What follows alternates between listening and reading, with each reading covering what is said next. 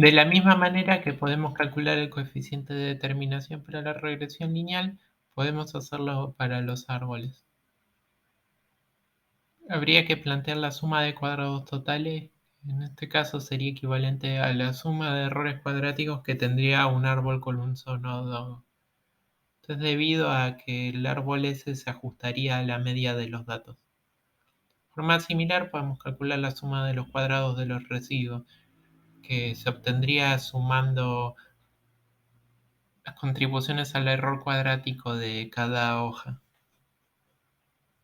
Una vez que obtuvimos la suma de cuadrados, calcular el coeficiente de determinación es bastante directo.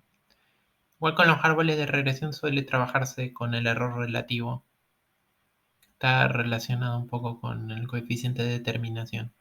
Se calcula como la suma de cuadrados de los residuos dividido la suma de cuadrados totales. Es igual también a 1 menos el coeficiente de determinación.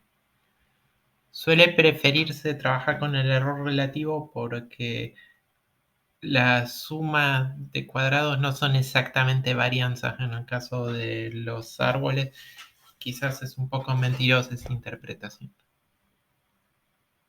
Una cosa a tener en cuenta es que como estamos calculando todo esto sobre el conjunto de entrenamiento, va a ser muy optimista.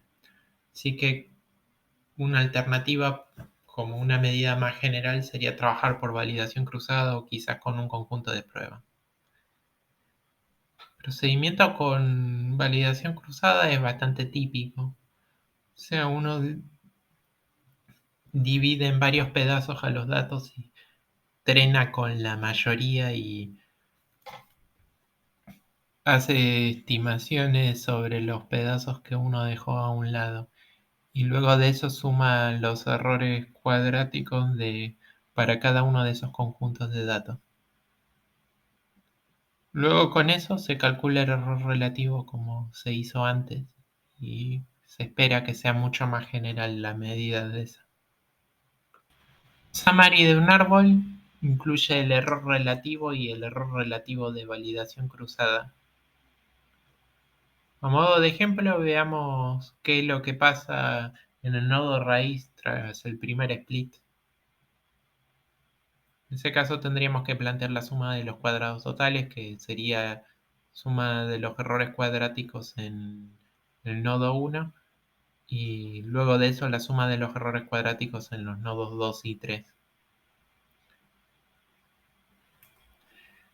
Como en el summary suele informársenos el error cuadrático medio, para calcular las sumas de cuadrados vamos a tener que ajustarlo por el número de observaciones. Si hacemos eso, vamos a ver que el error relativo que nos da coincide con el valor del primer split que informa el summary.